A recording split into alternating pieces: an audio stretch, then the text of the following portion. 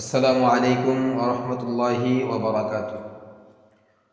হামিদা ওয়া মুসাল্লি ওয়া মুসাল্লিমা আম্মা বাদ। সম্মানিত দর্শক শ্রোতা, আজকে আমি কথা বলবো রমজান মাসের ফজিলত এবং গুরুত্ব সম্পর্কে। এই সম্পর্কে বলতে গেলে সর্বপ্রথম যে জিনিসটা আমার নজরে চলে আসে সেটা হলো পয়গম্বর আলাইহিস সালাতু ওয়াস সালামের সেই দোয়া, আল্লাহুম্মা বারিক লানা ফি রজব ওয়া শাবান ওয়া বাল্লিগনি রমাদান। আল্লাহর নবী সাল্লাল্লাহু আলাইহি ওয়াসাল্লাম রমজান মাস আসার প্রায় 2 মাস আগ থেকে এই দোয়াটা করতেন যে আল্লাহ আমাকে রজব এবং শাবান মাসে বরকত দান করুন এবং রমজান পর্যন্ত পৌঁছার তৌফিক দান করুন। আল্লাহর নবী সাল্লাল্লাহু আলাইহি ওয়াসাল্লাম এই দোয়ার মাঝে আল্লাহ পাক রব্বুল আলামিনের কাছে এই আবেদন করতেন যে আল্লাহ আমাকে আপনি রমজান পর্যন্ত আমার হায়াতকে বৃদ্ধি করে রমজানের বরকত, রমজানের ফজিলত অর্জন করার তৌফিক দান করেন। কিন্তু অপরদিকে আপনি যদি লক্ষ্য করেন, আল্লাহর নবী সাল্লাল্লাহু আলাইহি ওয়াসাল্লাম যখন ইন্তেকাল করেন, ঠিক সে সময় আজরাইল আলাইহিস সালাতু ওয়াস সালাম আল্লাহর নবী সাল্লাল্লাহু আলাইহি ওয়াসাল্লামের জান কবজ করার কিছুক্ষণ পূর্বে আল্লাহর নবী সাল্লাল্লাহু আলাইহি ওয়াসাল্লামকে একটা অফার দিলেন, হে আমার প্রিয় রাসূল, আপনি যদি পৃথিবীর মধ্যে থাকতে চান তাহলে আপনাকে পৃথিবীর মধ্যে থাকার জন্য অফার দেওয়া হবে।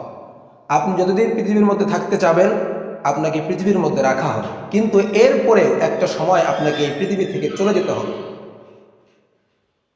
ঠিক সে সময় আল্লাহ নবী সাল্লাল্লাহু আলাইহি ওয়াসাল্লাম বলেছিলেন যে না, আমি পৃথিবীর মধ্যে থাকতে চাই না।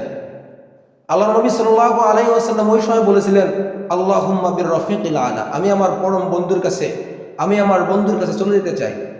আল্লাহ নবী সাল্লাল্লাহু আলাইহি ওয়াসাল্লামকে একটা অফার দেওয়া হলো পৃথিবীর মধ্যে থাকার জন্য, কিন্তু না, পয়গম্বর সাল্লাল্লাহু আলাইহি ওয়াসাল্লাম পৃথিবীর মধ্যে থাকতে চাইলেন না।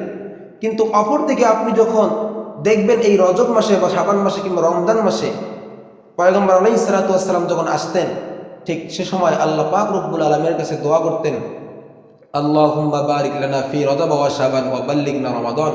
হে আল্লাহ, আপনি আমাকে রজব এবং শাবান মাসে বরকত দান করুন এবং রমজান পর্যন্ত পৌঁছার তৌফিক দান করুন। সেখানে আল্লাহ পাক রব্বুল আলামিন, যেখানে আল্লাহ পাক রব্বুল আলামিন পয়গম্বর আলাইহিস সালাতু ওয়াস সালামকে পৃথিবীর মধ্যে থাকার জন্য একটা অফার দিলেন, যতদিন পৃথিবীর মধ্যে থাকতে চাবে থাকতে পারবে, কিন্তু আল্লাহর নবী 1 মিনিটও পৃথিবীর মধ্যে থাকতে চাইলেন না। অপরদিকে রমজান মাস আসলে আল্লাহ নবী সাল্লাল্লাহু আলাইহি ওয়াসাল্লাম আল্লাহ তাবারক ওয়া তাআলার কাছে হায়াত প্রার্থনা করতেন, হায়াত চাইতেন যেন আল্লাহ পাক রব্বুল আলামিন রমজান পর্যন্ত তেনার হায়াত থেকে দীর্ঘায়িত করে দেয়। তো এখান থেকে বোঝা যাচ্ছে যে এই রমজান মাসের কত ফজিলত এবং কত